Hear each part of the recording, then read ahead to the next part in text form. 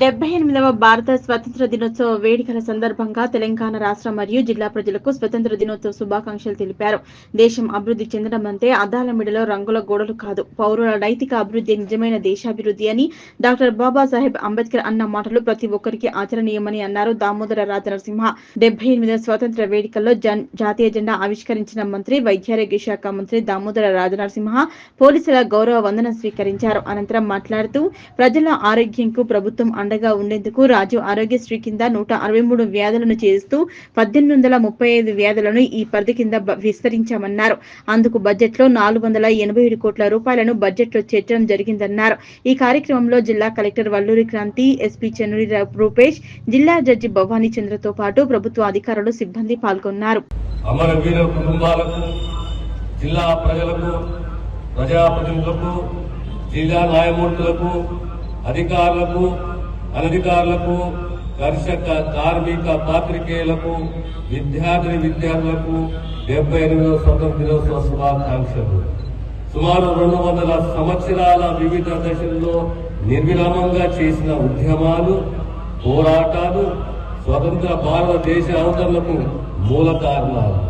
సాయుధ పోరాటంతో మొదలైన నాటి స్వతంత్ర ఉద్యమం మళ్లీ దేశంలో మహాత్మా గాంధీ సారథ్యంలో శాంతి, అహింస మార్గాల ద్వారా స్వతంత్రం సిద్ధించింది.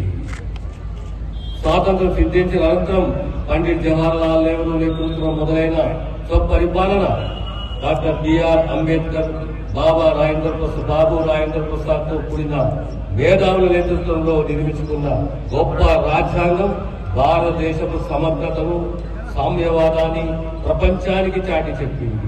స్వేచ్ఛ, సమానత్వమే ధ్యేయంగా లిఖించబడిన రాజ్యాంగం దేశ పౌరులకు ఎన్నో హక్కులు కల్పించింది. నిరక్షరాస్యత, పేదరికం నుండి సంపూర్ణ అక్షరత వైపు అడుగులు వేస్తూ నేడు ప్రపంచంలోనే అత్యధికంగా విద్యావంతులైన యువత కలిగిన దేశం ఆవిర్భవించి అన్ని రంగాలలో మన మేధో సంపత్తిని యావత్ ప్రపంచానికి అందించే స్థాయిలో చేరింది మన దేశం. ఇది నిజంగా మనకు గర్వకారణం. 60 సంవత్సరాల పాటు తెలంగాణలో సాగిన సుదీర్ఘ పోరాటాలు మరియు త్యాగాలతో ఆనాటి యూపీఏ ప్రభుత్వం సహకారంతో మన తెలంగాణ రాష్ట్రాన్ని సాధించుకుంటాం. ఇలా సహకారం అయినా అసంపూర్తిగా ఉన్న తెలంగాణ ప్రజల కలలు, ఆశలు, ఆకాంక్షలు నెరవేర్చే దిశగా ఈ ప్రభుత్వం వంతు కృషి చేస్తుంది. ఈ ప్రభుత్వం బలంగా నమ్మేది, విశ్వసించేది వ్యవసాయం. దండగ కాదు, పండుగ. పేదలకు న్యాయమైన ఉచిత విద్య, ఆరోగ్యం, మహిళా సాధికారత, యువతకు నైపుణ్యంతో కూడిన ఉపాధి, అర్హత ఉన్న పేద విద్యార్థులకు ఆర్థిక భరోసా కల్పించే విధంగా అన్ని రంగాలలో సమగ్రమైన అభివృద్ధి మరియు సంక్షేమ ఫలాలను అందించడానికి కృషి చేస్తున్నాం. సంగారెడ్డి జిల్లాలో సాధించిన ప్రగతిని మీ ముందు ఉంచుతున్నాం. పథకం ప్రజల చెంతకే ప్రభుత్వ యంత్రాంగం వెళ్లి ప్రభుత్వం ప్రకటించిన అభయాస్తం 6 గ్యారెంటీల పథకాలకు ప్రజల నుండి దరఖాస్తు స్వీకరించేందుకు ప్రజాపాలన కార్యక్రమాన్ని ప్రారంభించడం జరిగింది. ఈ కార్యక్రమానికి డిసెంబర్ 28, 2023 నుండి జనవరి 6, 2024 వరకు 647 గ్రామ పంచాయతీలు, 8 మున్సిపాలిటీల్లో గ్రామ సభలు నిర్వహించి 17,91,565 దరఖాస్తులు స్వీకరించి ఆన్లైన్ లో నమోదు చేయడం జరిగింది. ఈ కార్యక్రమానికి నిరంతరం కొనసాగించటకు ప్రజాపాలన సేవా కేంద్రాలను ఏర్పాటు చేయడం జరిగింది. మహాలక్ష్మి పథకం, ఉచిత రవాణా పథకం, మహిళలను మహాలక్ష్మిగా గౌరవించడం మన సంస్కృతి. మహాలక్ష్మి పథకం కింద తెలంగాణ రాష్ట్రంలోని మహిళలందరికీ టీజీఆర్టీసీ నడిపే బస్సుల్లో ఉచిత ప్రయాణ సౌకర్యం కల్పించడం జరుగుతుంది. ప్రయాణించే దూరపైన, ప్రయాణించే సంఖ్య పైన ఎటువంటి పరిమితి లేదు. ఈ పథకం ద్వారా జిల్లాలో ఇప్పటి వరకు 1,22 లక్షల ప్రయాణాలను మహిళా టీజీఆర్టీసీ బస్సులో ఉచితంగా ప్రయాణం చేశారు. ఇందుకు గాను జిల్లాలో మహిళలకు 150 కోట్ల రూపాయలు ఆదా అయింది.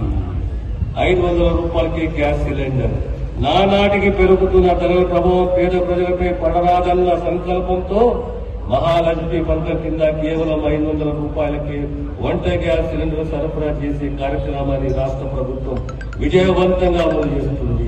ఈ పథకం కింద జిల్లాలో అర్హులైన 1,58,889 మంది వినియోగదారులకు ఎల్పీజీ గ్యాస్ సిలిండర్ సబ్సిడీ 9,30,00,000 రూపాయల సబ్సిడీ అందించింది.